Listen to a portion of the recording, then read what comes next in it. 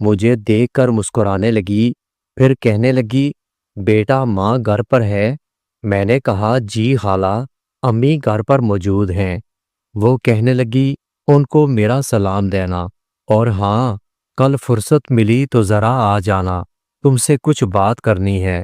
خالہ کی بات سن کر میرا دل جیسے دھڑک اٹھا تھا۔ خالہ نے مجھ سے پہلی بار ایسے براہ راست بات کی تھی۔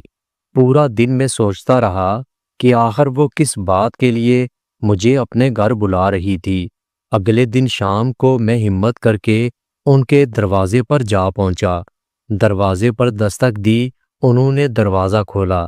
ان کا عام سا گھر تھا، لیکن خالہ نے اسے بڑی صفائی سے سجا کر رکھا تھا۔ پردے، پھول، ہلکی خوشبو ہر کمرے میں پھیلی ہوئی تھی۔ مجھے بیٹھک میں لے کر آئی اور خود خالہ چائے بنانے چلی گئی۔ جب وہ واپس آئی تو ان کے ہاتھ میں چائے تھی۔ ان کے ہاتھوں میں ایک خاص نزاکت تھی۔ میں نے چائے کا کپ پکڑا اور خاموش بیٹھا رہا۔ خالہ مسکرا کر کہنے لگی، اتنے خاموش کیوں بیٹھے ہو؟ بچپن میں تم تو بہت باتیں کرتے تھے۔ میں مسکرانے لگا۔ میں نے کہا، جی خالہ، بچپن اور جوانی میں فرق ہوتا ہے۔ میری بات سن کر ان کی آنکھوں میں ایک شرارت چمکی تھی۔ انہوں نے آہستہ سے کہا، ہاں فرق تو ہے، اور یہی فرق سب سے دلچسپ ہوتا ہے۔ خالہ کا یہ جملہ میرے دل میں جیسے تیر کی طرح جا لگا تھا۔ میں سمجھ گیا تھا کہ خالہ کے انداز عام نہیں ہے۔ ان کے لفظوں میں چھپا ہوا مطلب کچھ اور بتا رہا تھا۔ اس دن ہم نے بہت باتیں کیں۔ انہوں نے اپنی پرانی یادیں بتائیں، امی کے ساتھ گزرے دنوں کا ذکر کیا۔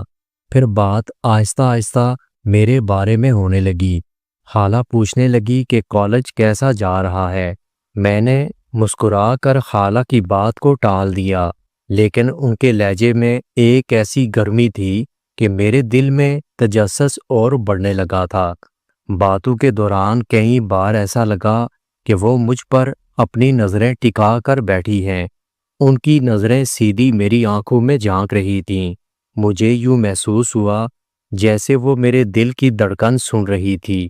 کمرے کا ماحول آہستہ آہستہ بوجھل ہونے لگا۔ وقت جیسے رک چکا تھا۔ اس لمحے میں نے محسوس کر لیا تھا کہ یہ موقع ضائع نہیں کرنا چاہیے۔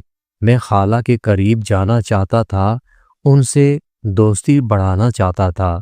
ان کی باتوں میں جو کشش تھی وہ مجھے ان کی طرف کھینچ رہی تھی۔